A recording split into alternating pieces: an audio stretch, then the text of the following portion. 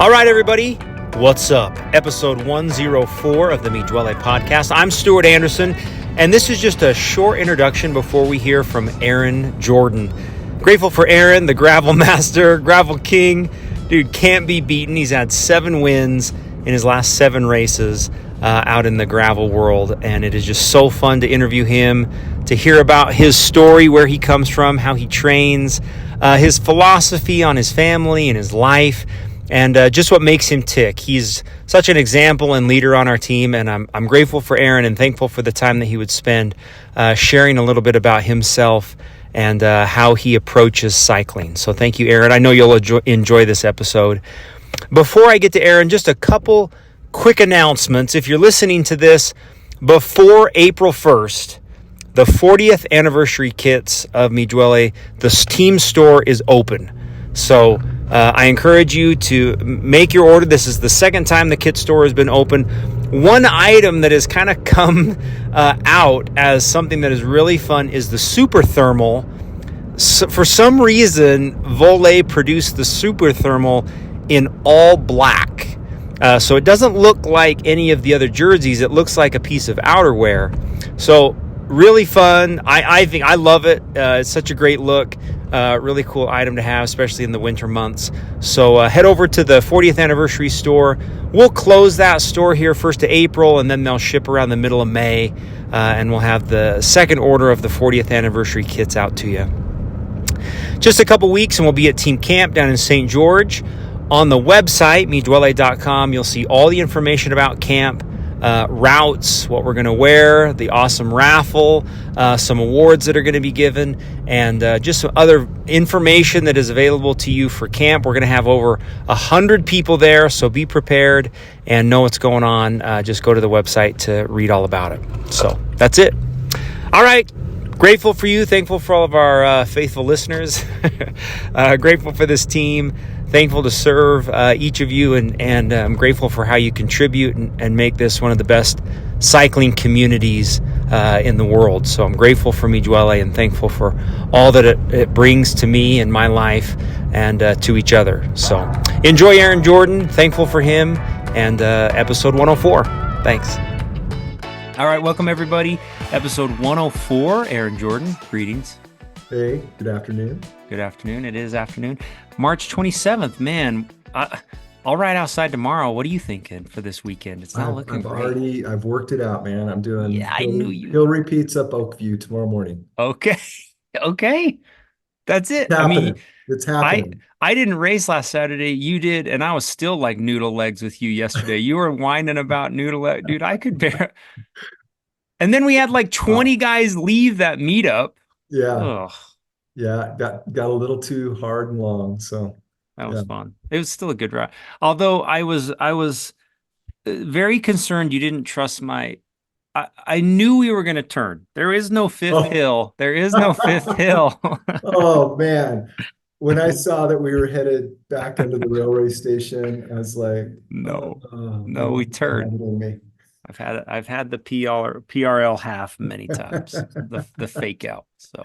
Hey, well, AJ just finished True Grit Gravel. Dude, first place, right? 6th overall.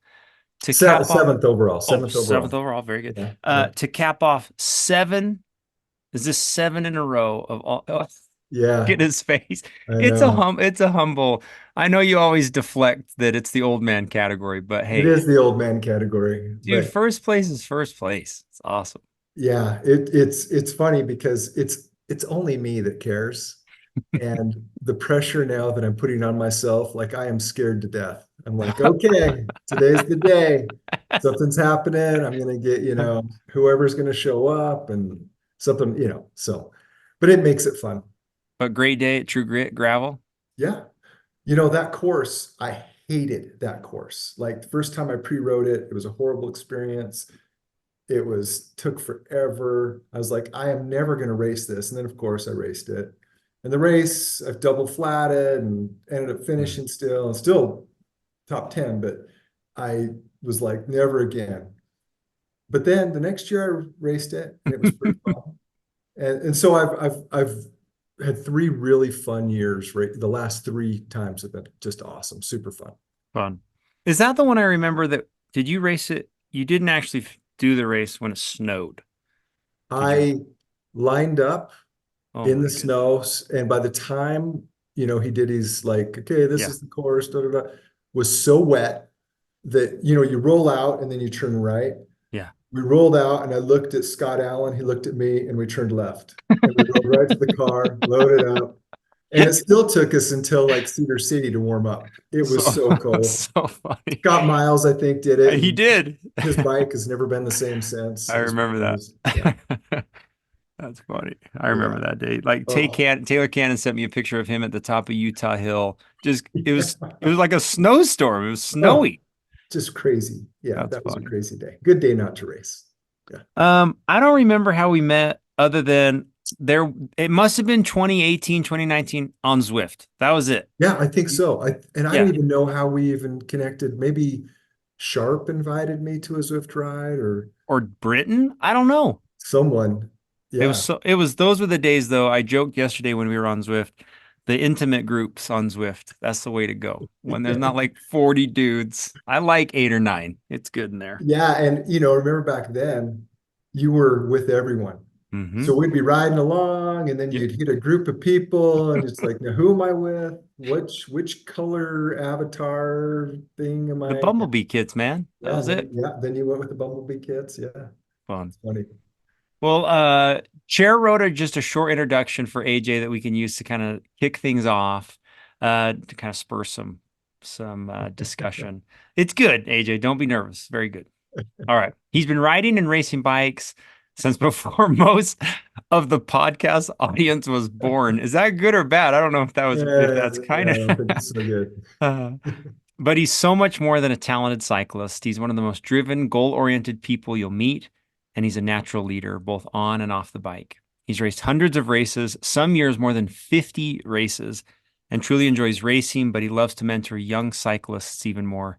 He ran a junior development team for Hangar 15 and is one of the most fun and rewarding things he's done.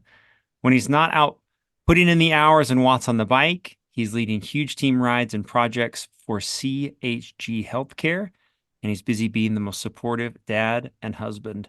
AJ is an excellent listener and is always willing to advise on matters of career, life, and his favorite bike strategy. And I'll add AJ scholarship yesterday was Yeah, discussed. I AJ do have the school scholarship fund going. Yeah. scholarship fund. I thought that was funny when you're like, dude, a lot more than 10% going to George Yeah. Washington and the U. Well, Very that was good. nice of her. Yeah. Very nice. I agree with all of AJ. I've loved getting to know you and to ride with you. And people just love to be with you, to ride with you and to associate with you. And I know you deflect a lot of that, but it should be known you are just one of the best leaders and men that I know. So grateful Well, for I appreciate that, Stu. yeah. No, it's been fun. You want to talk a little bit about just your childhood, your family, how you got into cycling and maybe what you do now for a job? Yeah, sure. Okay. So I grew up on a farm in Idaho, just an Idaho farm kid. Grew up in a big family, oldest of 6 kids. Worked a lot in the summer, grew up playing basketball, played a ton of basketball, total gym rat. Hmm. And then came down here to Utah, the big city, Salt Lake City, to go to the U. Ended up kind of ending my basketball time. I just continued to injure my ankles. And so I finally had both ankles reconstructed when I was about 25, 26, which led me to cycling because I could hardly walk. Hmm. So I started cycling for fun, thought this mountain bike thing looked fun. Started doing that. Then I met Cheryl and lucky that I became partner with a person that is super athletic. She's really good athlete. We started cycling together, doing stuff. She was racing. I was started racing. Um, Gosh, I don't know. So from and next week, no, in 2 weeks, we hit our 29th anniversary. So been together a long time. We have 2 kids, Kala and Ryder. As you mentioned, I'm their scholarship fund. Mhm. They actually both have scholarships, but that's not what you need nowadays. You need a lot more than scholarships. So my son goes to the U. He'll be a senior up there next, well, he's a 2-year senior. And then my daughter is back east in DC at George Washington. So really good kids, really lucky that way. Um, Cheryl and I, as I mentioned, we're into cycling and other things, but started racing bikes in my 20s, mountain bikes, got kind of serious about it in my 30s with like when I turned 30, started racing mountain bikes a lot. Started working for Contender, the OG Contender Mm. bicycles. Ryan Littlefield ended up being kind of my mentor. So I was racing mountain bikes, and he finally talked to me into road biking. So I kind of finished up my mountain bike deal, started racing on the road. And I had come from, I've been lucky over time to have success racing. So when I was racing mountain biking was huge. Like the national circuit was giant. Like you'd show up. I remember I showed up at Deer Valley Expert Race, and there was 120, 121 people in the expert at that time, 30 to 34. And I ended up, that was a big breakthrough race for me. I ended up third there, which put me on the US team for Masters Worlds. So I went to Masters Worlds.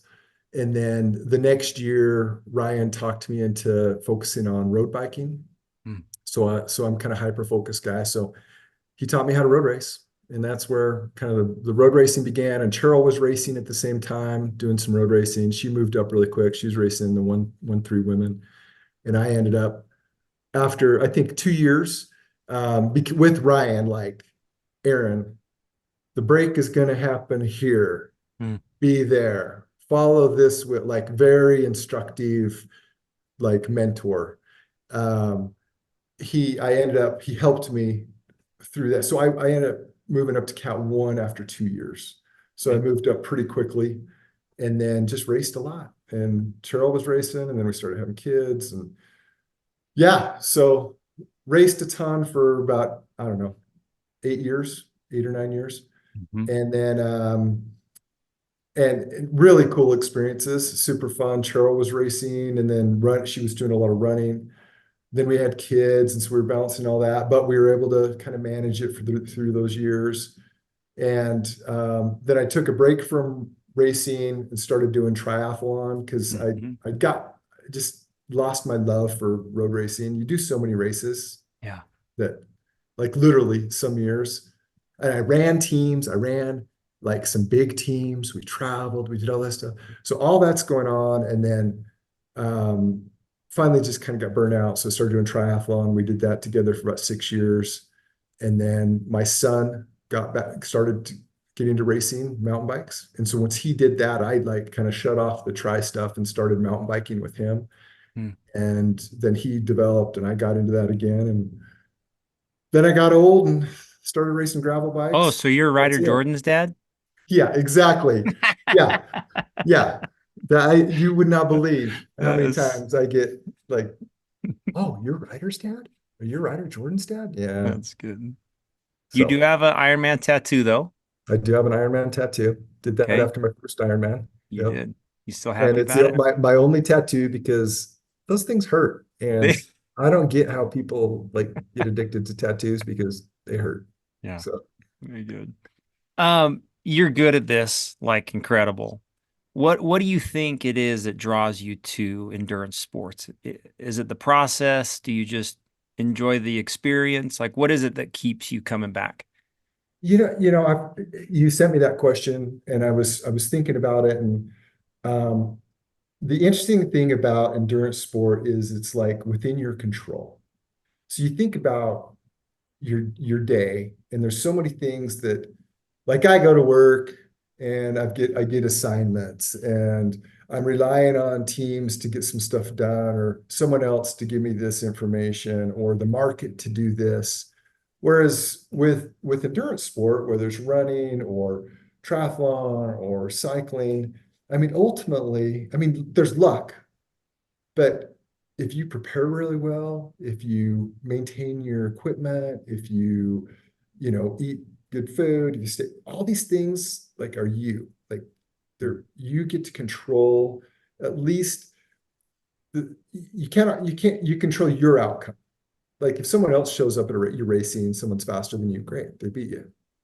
But you are in control of like your like that world. And so I think that's what I like about cycling. And when I was running a bunch, when I was doing try, is it's you. And I'm not a person that listens to music or anything like that. It's just like in the moment, this is you, your baby to figure out. Nice. I love that. You hear that, Josh Bradley? You don't need music to be Yeah. successful on your Just bike. hum, just hum. Or Um, I whistle a lot riding. nice. You whistle. Yeah. I've watched your Strava a lot, for the last 5 or 6 years, and you have a lot of incredible routes and rides, even traveling. You've traveled many places to race and to ride. If you're talking about perfect day for AJ, Yeah. what does that look like? Yeah, I'll tell you, and the perfect day has changed over time. So I like what's interesting was when I was racing bikes, I probably only did one or two centuries, Hmm. and they were races. Like Right. I would do big 4 hour rides or whatever, but big days were like, so boring. Or well, I've shifted. So the perfect day for me, and I've had some really good days on the bike, but let's say if it were here in the Wasatch, it's getting up early and meeting one or two people, or maybe even myself, and doing probably a mixed route of road and dirt Hmm. that is a circle, like a loop Okay. with a lot of vert and like no deadlines, and just like go out and ride. I just Fun. love like a good day, just in the mountains, no stress, not, racing each other to the top of the hill. It's just a nice, just day. Um, but if, yeah, that is like I've had a couple Father's Days where Charles like, okay, just tell me when you want to have brunch ready, and That's I'll roll awesome. out at 6 and get home at noon or Yeah. 12:30 and Fun. have brunch, and that's been a perfect day. Yeah. Cool. Are there any of those days that you would consider most memorable? Anything that you look back on and you're like, oh, that was the one. I've had some really memorable days on the bike. I'll tell a sad one and then happy. So my mom passed away in 2020, and then my brother passed away. Well, my brother passed away. 6 weeks later, my mom passed away. So for that period was just weird to have two losses. We were talking about funerals before this, but um, so I did some big solo days of just like contemplating life. And I remember one day I did, I don't know how many, it was probably 110 miles and 11 or 12,000 feet of vert. And it was just me. And I was able to just kind of process, what was happening in life, and thinking about my brother, thinking about my mom. And that was a pretty special day to have something where I could just get away from everyone, didn't have to say a word to one person for the whole day, just thinking about them and processing, my grief, but doing it on the bike. So that was my positive, negative day. Mm-hmm. But I was thinking, so the other day that I think about a lot, because it was just it was kind of cool. It's 2 days. I did this, I think it used to be called the San Pete Road Race. It was a 100-mile road race down in central Utah. Okay. And that was when I was going pretty good. And so I got in a break early, and three of us got away. And I think we were away for about 80 miles. And then Burke Swindlehurst and Jeff Lauder bridged up to us. And we ended up finishing, and I was like fourth or fifth. But so the race was great, finished top five, big day, exhausted. But Cheryl was training for Logan and Jackson. Mm-hmm. So drove home. Next morning, woke up, and Dang. I was the domestique the next day for Cheryl and Cool. three of her friends. Okay. And we rode up into Park City around, I mean, it was 14 mile day, 115 Mm. mile day. And just domestique, like get on the front and pull us, do this, and I'm like, I had raced the day Yeah. before, but it was like, I'm helping her out. And the best part about the whole day is we must have been going counterclockwise. We came back into East Canyon from Hennifer, Okay. and hot day. So all of a sudden, Cheryl, she's like, okay, everyone, give Aaron your bottles. He can stop at East Canyon. I'm like, what? What? So people are like handing me bottles. I'm stuffing them in my jersey, my You just pockets. and they didn't stop? No, they kept rolling. So I run in there, the bathroom, and I'm like filling bottles, then loading up, And you and had to then catch them. and chase them up the Oh, climb, and then so hand good. off bottles. I'm gonna do that to you. That's awesome. So, but that was just kind of a cool experience that it kind of, Cheryl and I, we've been really good partners through this whole cycling thing. And she, supported me the day before in the feed zone. Hmm, And the next day I was domestiquing for her. cool. She prepped for Logan and Jackson, I which love she it. ended up getting beat in a sprint in the 1-3 pro 1-3 group by like this much. She got second that year, but it was pretty cool. So cool. Um, so you have been around so many cyclists. In your, I'm not going to define what it means to be a great cyclist, but when you are with guys that you're like, I love their attitude, the way they train, the way they race. What do you think it? What do you think the best cyclists are made of? What does that make sense? Like, Yeah. what do you think makes somebody that is good and excels at this sport? I think so. One thing, I share this with people all the time, is consistency. If you're going to be committed to cycling, and especially a competitive cyclist, you've got to be just consistent with your training. And the people that I've seen that have remained consistent, and then, you can cross country ski in the winter, but it's like, there's no 3 weeks of, you know, Right. sitting on the couch, and there's not, oh, I'll start riding when the weather's good. It's Hmm. just like very consistent riding, training. Um, and then so that's number one. Number two, from a like skills and like being around them and all that.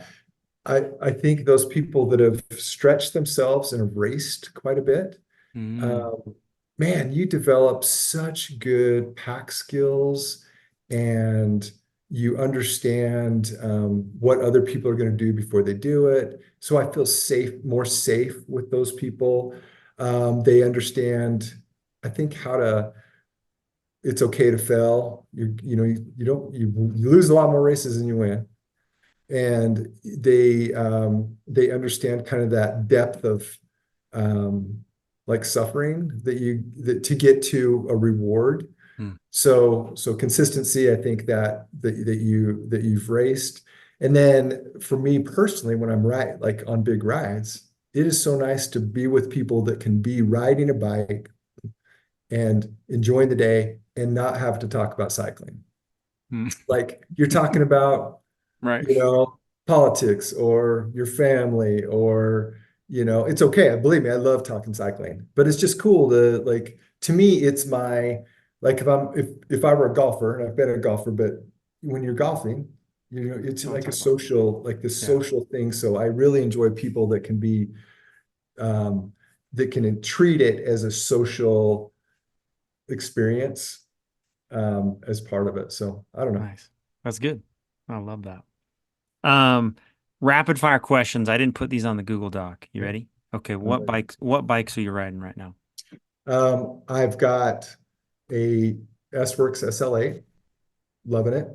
Okay. Uh, I've got two gravel bikes, a Mm, Crux that I've set up with Access, and then I've got a Trek Checkpoint. So the Checkpoint's my adventure bike, the Crux is my race bike, and I've got like 6 sets of wheels with different tires for both. I mean, hmm I'm crazy with that stuff. My favorite part about your trek, don't think I'm weird here, is that on Strava, that bike is called Checkmate. Yeah. And that's my favorite nickname for a bike. I love that. It's a great Okay. bike. Okay. That bike's won races. It's a good I bike. know. I know. And then so I've got those, and then I'm on a Scott World Cup Okay. mountain bike, which I love. Super balanced. It's 120 mil front and rear, 2.4 wheel tires, super light. It's 23 point something pounds. That bike is awesome for mountain biking. And then occasionally in the winter, I get out. I have a fat bike that I get out on. But the majority of my time is on the the gravel bikes, and then that the road bike I'm really digging. Okay. Favorite, well, you could take this either way. Yeah. What race, what event are you just the most jazzed about where you're like, oh, I can't wait for Steamboat. Oh, I can't wait for, or maybe it was one in the past. Either way, you can answer it either way. Yeah. Well, so this year's a new thing. So my A1 is gravel nationals. Okay. I wasn't able to do it last year. I'm confident that I can compete in that group Okay. at the national level. So that's my like A1, excited about it. That. But as far as events that I really look forward to, and I'm not doing either one of them this year, love Crusher. Just love it. Mm-hmm. For some reason, it's treated me really well over the years, and I like the event. I like the vibe. I like Burke when putting it together. And then SBT Gravel is such a fun, like true gravel race. And I've had really good experiences there. Um, that one I would encourage anyone, because think about Crusher, you got to be able to climb, or it's just a Right. horrible day, or you got to be able to Right. deal with the heat, or it's a horrible day. But with SBT, the gravel there, and it is just awesome. Like it is super fast, flowy, rolling, some climbs. But like Cheryl and I have gone there 3 or 4 other times and just ridden for 3 days because the riding is so good. And I've ridden some like slicks on the roads. Like I Mm. one time I went there, I'm like, yeah, I'm just gonna run 40 slicks and just see what happens. And no big Right. deal. So that one is a really good one. They've got enough distances that people can, you could take 3 different friends that want to ride 3 different types of rides, and they can do a 60 or 100 or 140. That's a very, very well run and fun event. Plus, it's a cool area. Nice. Fun. This doesn't have to be bike related. Favorite place to vacation. My favorite place to vacation, I'll split that in two. If I'm going to relax, Hmm. and when I relax, I like Right. no No bike. biking, No no bike. any like I love Maui. I Mhm. just could sit on the beach and stare at the ocean for hours, and I do. Like I Nice. love it. Like just disconnect. My favorite place, um, man, Cheryl and I, we've traveled to Europe several times, and I really like southern France. I thought was really cool. It's just such a slow, cool environment, and nice people, and good food, and see lots of cool things. And then last year we were in the Dolomites Yeah. in Italy, and that was incredible because of the diversity of regions that you would ride to, and kind of the differences just within Italy. So I'm a like a I love uh Europe. Like, like yeah. Nice. Yeah, I remember when you guys went, was it 20, I can't remember if it was 2020 or 2021. You traveled on a bike tour Yeah, we and did. We went to Switzerland in Switzerland. That's right. 22, Two? Okay. and Cheryl got like we landed and Cheryl's throat hurt and she had COVID the next day, and she sat in the hotel room while I rode. Yeah, that was awesome. That was an expensive I hotel. might edit that out. But yeah, we've done several bike trips, Yeah, four trips over there cool. with bikes. It's pretty fun. A lot of young guys listening who look to you for an example.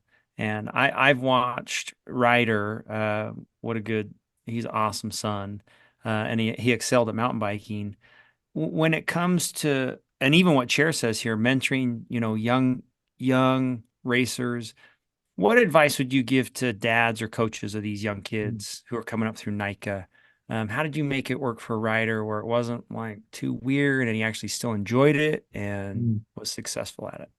Yeah, that is such a hard that is a hard question because when you're a parent, it's such a delicate balance, whether it's school Yeah. or swim team or Right. soccer or cycling.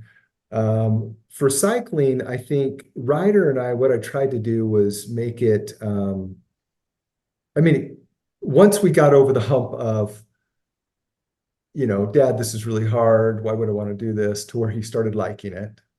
He kept going back and then he finally liked it. I just tried to make it like a game with him sometimes, or like some days we would hit, like we'd hit when we were on the road bike, we'd hit immigration. I'd say, okay, dollar for everyone you pass. Like, and that would be the game. Nice. Or That's when, fun. or sometimes in Draper, when we'd go up Canyon Hollow or whatever, like, yeah, I'll give you $1 for everyone we pass the top, and he would Okay. do it. I love. And it was just fun. It wasn't about. Yeah. It just kept it fun. And then trying to like we had that tie between us that we both liked it. So just trying to make it fun, like really low entry for him. So I always made sure his bike was in good shape. I made sure that tires were pumped. That just, at that age, it's just Yeah. if it's a hassle, it's hard. So I tried to always just make it an easy entry into doing it. If he wanted to ride, I always rode. Didn't matter what else, was going on, I would ride. But if he didn't want me to be there, I wouldn't force it. I'd say, like, all right, yeah, that's cool. You want to go out by Mm. yourself, you want to ride with friends. So I don't know. I don't know if I did a very good job. It was um we still go on rides, and it's been a really good part of our relationship. Um Coaching is hard when it's your own kid. And so there were times when, like, I ran some junior teams, and that was what I did with that was tried to make sure that there were kids on the team that he liked and that he was Mm. having fun with. And so I made it about like that, like, hey, we're gonna do these really cool rides, we're doing this, and I'm buying burgers afterwards, or so it was just like for the experience. And I made it feel like it was I tried to help build their confidence through making them feel like they were important and that they were learning something cool and they were becoming a team, and really made big deals out of when we would go to races together or whatever, that they were a team and everyone was in it together. And so I think that made it so the focus wasn't me on dad coach. It was on like this group of friends doing it. It's that I don't know. I wish I would have been better at, I'm one of those people, I'm not very satisfied with about anything, but Yeah. I could have done better. But I really, so my advice would be keep it fun for the kids, but let them, I mean, if here's the hard thing for parents to hear, and this is the honest truth. If your kid is talented enough to race and to do well, at some point they got to work for it. There's super talented kids that don't have to ride a lot, I and agree. maybe their body's matured faster than the other kids around them, and so they're Yeah. super fast. But at some point, they have to put in the work. And it's really interesting. You can't force it. They have to put in the Figure it work. out. Yeah. And that's what was interesting with Ryder, is he innately like just put in the work and Mhm. did not mind suffering and would go, like, I had to back him down a lot. Like, yeah, I'll tell the story. So Ryder, we were doing intervals one day, Siegel Lily. Okay. And so we were only doing like 3 intervals or something. And the third one, I get up there and I turn, and here comes Ryder, and he's just like going so hard, tears are coming down his cheeks, and I'm Oh like, no. oh my God, what's going on? So he finishes and he slumps over, and I come up to him like, are you okay? What happened? He goes, I wasn't going to let that car beat me to the top of the hill, Dad. And he is literally crying Your car. because it hurts so bad. And I'm like, okay, buddy, Okay. you don't need to, like, so I had to be careful with him and just make sure that I didn't put any expectations out, because Hmm. like his desire to be good was so high that I always was like backing it down with him. Hmm. That's great advice. It's funny too, like you mentioned swim. There's this incredible swim coach at Olympus who, when we started swim, it wasn't like, hey, I need you to do this and that to be a winner. This coach has created the most incredible expectations for our kid by just encouraging them. And, last week he told her, he said, hey, you're a real contributor here. She came home and she was like, coach thinks I'm a contributor. I Wow. gotta, I gotta contribute more. And I'm like, this guy Yeah. is, anyway, there's always so much fun stuff to learn about training and coaching and our own kids. And I agree with you. I don't think you could ever look back and be like, I nailed it. I got that. I mean, there's always like, you got to know that you could do Yeah. better. So, Yeah, absolutely. um, okay, we got to transition into, and you can't give away all your secrets. I guess you can if you want to. But how do you prepare? I mean, when you are, I don't think anybody races on this team as much as you. And so maybe talk about that process, whether it's setting up the season or setting up like, hey, here, Chair and I, we're going to look at a calendar, we're going to set this all up, and here's my training plan, or is it more willy-nilly? Will you just talk about how you put it all together? Yeah, yeah. And Okay. so I'll talk about like current state because it's Okay. fluctuated over the years. And I've always been really good at like when I was going back in time, I'm really a committed person. Like when I say I'm going to do something, I'm like too much. Like I turn it full blast. And so when I was racing a lot, I was very committed. I had a coach, taught me a Mm. ton, followed very like I followed the plan. And like that's I think why Ryan had such success with me because I'm like a rule follower. So when he would say, this is what's going to happen, or this is how the race is going to go down, or this is what the group ride is today, I was like, okay, done. And no question. And so I'm a good learner that way. And so I learned a lot of time. But so current state, we really do. So Cheryl and I will look at the season and kind of figure out like what does she want to do? How much do we want a vacation? What are my A races? Is there any that are on her, important to her? So we do that. And we're now with the kids gone, we have a lot of flexibility to do that. And then I usually pick, like this year I've picked, um, I started with maybe 7 races. I was like, okay, these would be great. And I'm going to shake it up this year. No crusher, no SPT. I'm going to try some new ones. And then you see what life happens. So then we decided there's a cycling vacation. And so I adapt it. But once that's in place and we've worked everything out, Cheryl and I do put together my own training plan Hmm. and it's not complicated. I'm like super simple. I'm a volume guy. My body handles volume. I respond well to it. So I've talked to people about this, like I have this, it's 21 days like training Mm. cycle now that I'm Mhm. over 50, 17 days of work, 4 days of recovery. I'm pretty good at sticking to that. I only do maybe 1 day during the week of intensity. And on the weekends, I mix in, depends on the day, but I mix in, because I know I'm doing big, long events. I mix in intensity on some of those long days to like, so your body understands, yeah, you're 4 hours in and now you're at threshold. Okay. We're 5 hours in and time for threshold. So I do that, but it's not nothing, it's not overcomplicated, but I am super consistent. I do listen to my body. Like if I feel like what I've learned is if I feel like I need a day off, then I need a day off. Like Mm. my body's saying you need a day off. Yeah. And then the thing I've tweaked this year, like I try to tweak 1 or 2 things every year, is my intake of carbs. So the big thing is high carb. Okay. Right. Yeah. So I'm like, whatever, I'm going to try it. Maybe Okay. that's been some of my problem over the years. So this year I have like diligently on Friday before my Saturday training rides, and you will see me on Strava. Saturday, I almost always do like 5 to 7 hours. Right. Just depends.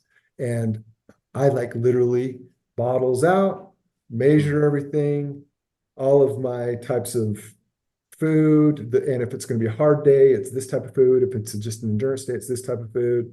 So I've like, it's ready, it's planned. I have the same breakfast every Saturday morning Okay. before my rides at the same time. I try to like really treat it like it's race day.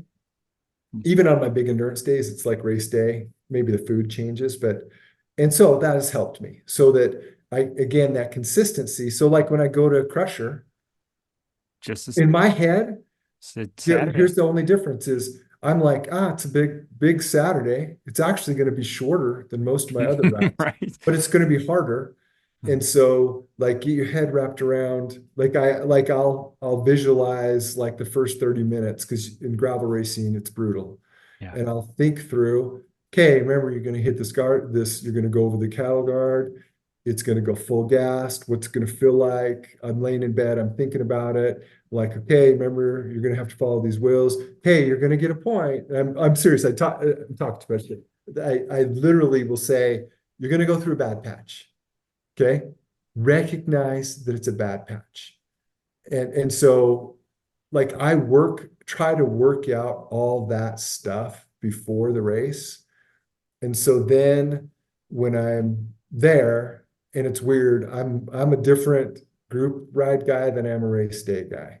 Right. Like when I go into race mode, like I'm there to race. I'm super nice. I talk to people, but my mindset's on like, I'm here to like, let's roll, you know? Yeah.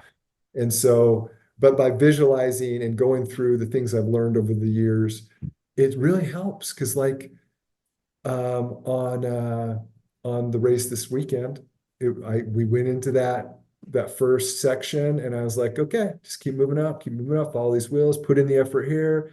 Yeah, hurting really bad. This hurts really bad, but it's gonna be worth it. Just stay with that wheel. And then, there were different times I'm like, I just had thought about like, so it wasn't a surprise. Oh, my legs hurt. Yeah, no kidding. I know. And then like I was on my own and or no, I was with these three young guys and I got dropped through these rollers and I'm like, oh, here's my bad patch. And it's weird. I'm just like having this conversation. I'm like, I'm going through my bad patch. I'm going to get through Okay. this and I'm going to get back on with those guys. Got through it, got on with them, and then I dropped them because I just like knew it was coming. And so it's like not a surprise. So I don't know. That's too much information, but that's No, how I approach that was awesome. the day. When you are so Chair mentioned this, you're goal oriented, driven. You've obviously been doing this since your 20s. Yeah. Have you ever thought about what kind of created you as a person? Like what motivates you to continue? Are you like, oh, well, I just want to stay healthy? Or are you like, no, I recognize I'm very competitive? Or like what is it that maybe drives you? Yeah, so it's weird. Like, so from a work standpoint, Mhm. I'm driven by fear, and it's tough to admit that. And I've talked about it. And I've given like talks at work about it. Okay. But like, I don't like I what the life lesson I learned when I worked for Specialized for 4 years, and I'm like, this is the greatest job in the world, and bikes are great, and I'm doing this. I wasn't making much money, but it was so much fun. And then they decided to reduce the workforce in the US, and I lost my job. And so I went from like, wow, this is so awesome to wait a second. So my name's just a spreadsheet, like a name on a spreadsheet. And that was the punch in the face I needed Huh. from like a life perspective. So now, like every single day at work, I think, am I bringing value today? Hmm. I'm just and it's not, and I work for a great company and I've been there 21 years and I'm on the executive team and all that. But every single day I'm like, is today the day? And so it keeps me really sharp. So that's the work persona. And like I literally, like I was stressed about this. I've been working on this next level. And I was having a dream at least once a week that I was getting fired. Oh, So total fear, like fear. okay. So that's that half of me. And then the other half of me is like what I said before around control. Hmm. So if I can't control some of those outcomes, because I work for this $3 billion company, literally, that shareholders could say, their owners could go, we don't need that level of Hmm. group, and you're gone. Bye. Yeah. They're not going to do that, but that's how I think. Um, with cycling, I'm like, hey, it's in my control, man. If I train right, if I work hard, if I get my right sleep, if I'm tougher than the person next to me and have more grit, hell yeah, I can get some sort of satisfaction result out of it. And so I think that is what drives my like the race side of me. And Stu, I am way too much for many people because I care so much about it. Like literally, I recognize that. I've talked to Cheryl about it. I've talked to my friends about it. I'm like, look, I get it. Hmm. I'm too much sometimes, a Hmm. lot of the time. But it's who I am. And so that's my balance of the work piece, the cycling piece, and then from a family perspective, didn't come from anything from money perspective, all that kind of just so my focus with my family has been I want to be the best dad I can be, best husband I can be, and provide the best life I can for my kids so that they won't experience what Chair and I grew up with. She was similar to me. So we've tried to create, so those are my three weird motivational like things in my life. The Now three everyone circles. knows. Sorry, that's who I am. That's great. I mean, I love the thing that I was thinking about this last night. Because I often think, hey, I'm around a lot of cyclists. Who are the guys that I'm like, hey, I want to be like that guy, or they have great qualities I want to embody. And I think that as I read Cher's introduction, I said to myself, there is a certain personality that really enjoys this. They're drawn to everything that happens in cycling because it contains preparation and being meticulous, and it takes dedication, and it takes suffering. There is a certain type of person that's like, no, this is the best. I love everything about this sport, and I think that's cool. Like, I don't think it's weird. I think it's Yeah. awesome. It's not for everyone. And Yeah. at times I wish I was more well-rounded. And I've said that to friends. I'm like, I wish that I could like love three things at once, but I can't. One No thing. way. Golf's out. We don't need golf. Out. So you're on a ride with a young guy. Maybe is the only time you ever get to be with him. What advice? Hey, maybe you're on a ride with young AJ. He's Yeah. 21. Oh, yeah. What advice are you sharing with him? It doesn't have to be about cycling. It could be about life, family. What kind of things do you want to share with young riders? Man. Um, Try to make it fun every day. So what I've learned to do over time is Cheryl just laughs at me.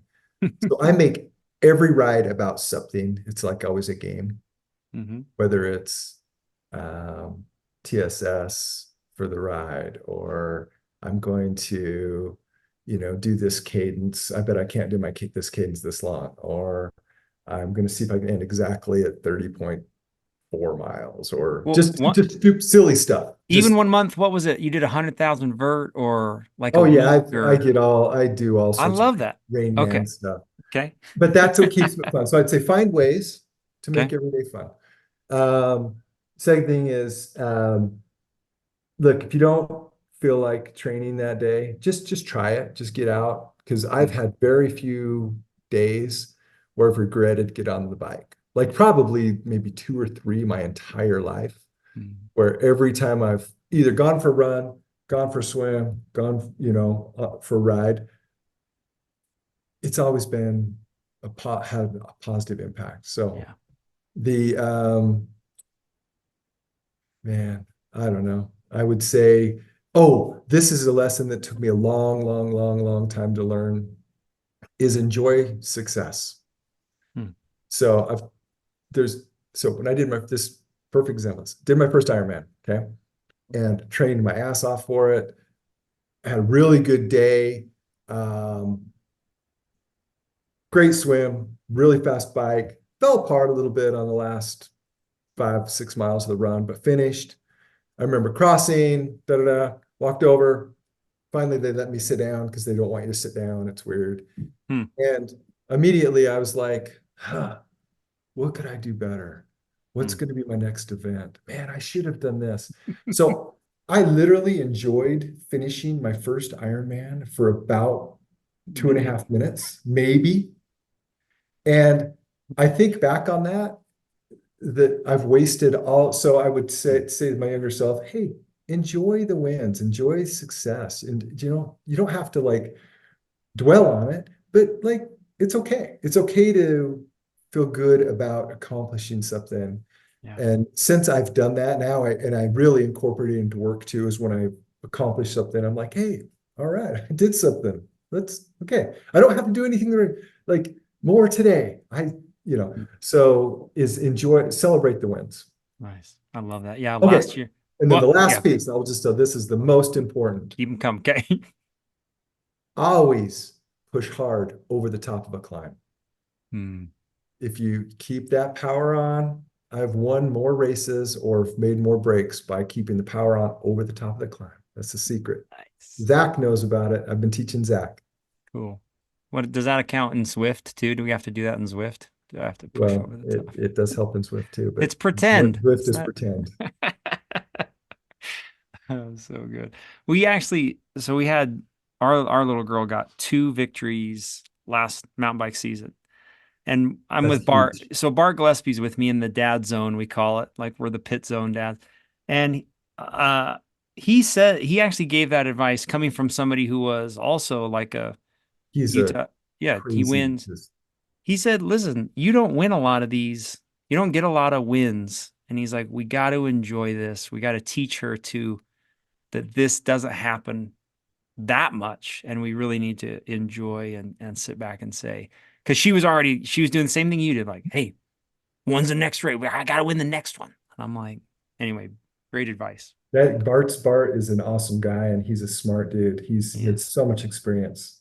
Yeah, he says his favorite ride ever was doing that salt flats with you, walking in the mud, walking in the sand. I'm still in therapy over that ride. That's funny. So 2024, you said what you're looking forward to, but anything else? What are you looking forward to this year? Um, Yeah, just enjoying the summer. I am, and I didn't talk much about my daughter, but my daughter, her and I, it's you have your daughter does bike cycling, and you've yeah, got swimmers, and you've got well, Kala and I have like anything that we've liked, she's like no way. Well, her and I found a connection in tennis. So I played tennis in high school, not very good, but just good enough. And so we began playing tennis over COVID. And then we continued it during high school. And so since she's been gone, we haven't played. So I'm right. really looking forward to her being back in May Nice. and us spending, we go every Friday. We go play tennis, then we grab Starbucks on the way home, and it's like our time together. And I really, really miss that because it's like our connection. Cool. Uh, so I'm looking forward to tennis this summer. Fun. I love it. There were a few of those the early tennis Strava files where I was like zooming in on the map. I'm like, what is going on here? He's just running around. So Yeah, very cool. Tennis. super fun. Thanks, AJ. You are like the way you lift the team and the guys that you're with. It's just the best. So I'm grateful for you. Thankful cycling brought us together and just looking forward to a lot more of it. So Yes, dude. Well, thanks for having me on. Appreciate it. This was fun. thanks, man.